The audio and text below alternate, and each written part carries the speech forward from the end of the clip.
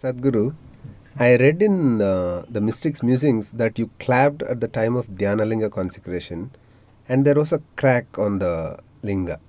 Can you explain the significance behind that? And is it the sound or is it something else? You want me to clap now?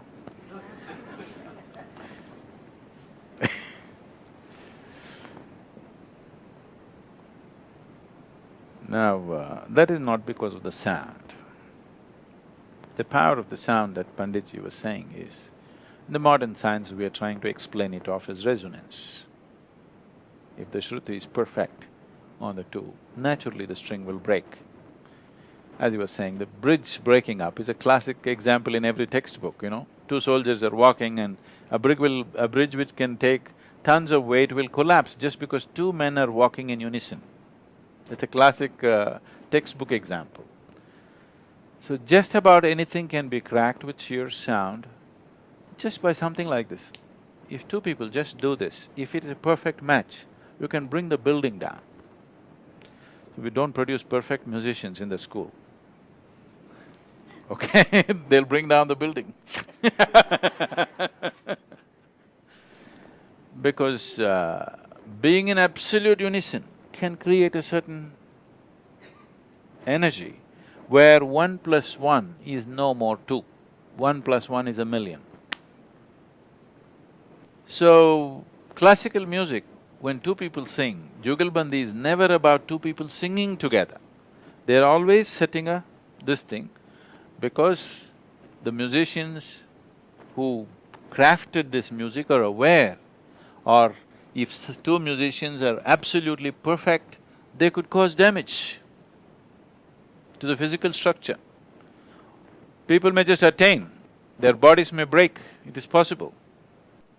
The whole process that you see in the existence is from non-creation to creation, from unmanifest to manifest. But the other process is also happening. Today, cosmologists have recognized a whole galaxy will collapse into itself and become nothing. It'll become a black hole, it's nothingness. And nothingness is recognized as the most powerful space in the existence.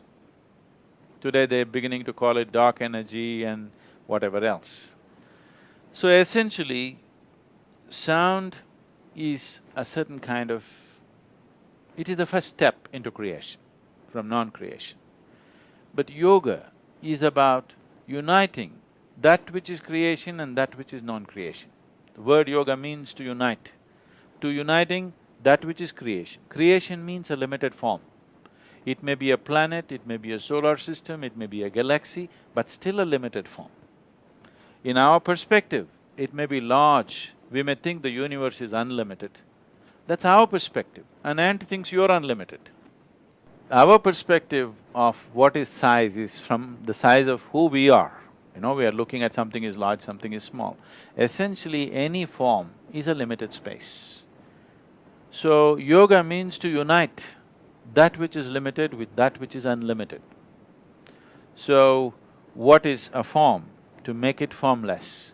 But at the same time, we don't want to lose our form, but we want to connect the limited with the unlimited. Yoga means, the other word is to yoke or to unite. So we want to yoke or unite the limited with the unlimited. We want to couple them in such a way that we have the experience of both. That is why we are teaching you Shambhavi. That means it's a twilight zone where creation and non-creation both happening at the same time within you. The process of creation is moving from unmanifest to manifest.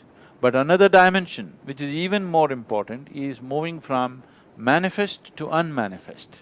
So this is a culture which recognized the significance and importance of that and held that as the foremost process in the existence.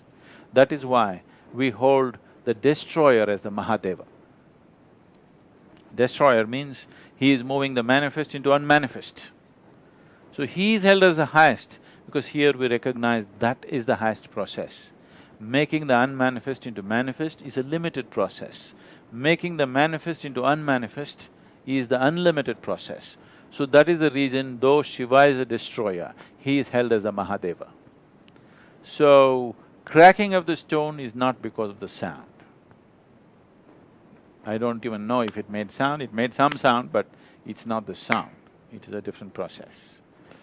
Because if any energy happens at a certain scale, sound gets produced. Have you seen the airplanes sometimes, the fighter jets are going and when they break the sound barrier, boom, like a bomb it goes. All that happened is an object moved faster than what it was from a certain limit, it crossed that limit of speed and suddenly there's an explosive sound, nothing exploded. See, nothing blew, all right, there's no fire, but there is sound. When a jet crosses the sound limit, there is no fire, there's no explosion happening, nothing great happening in the engines of the jet, but still you hear a boom because an energy is created.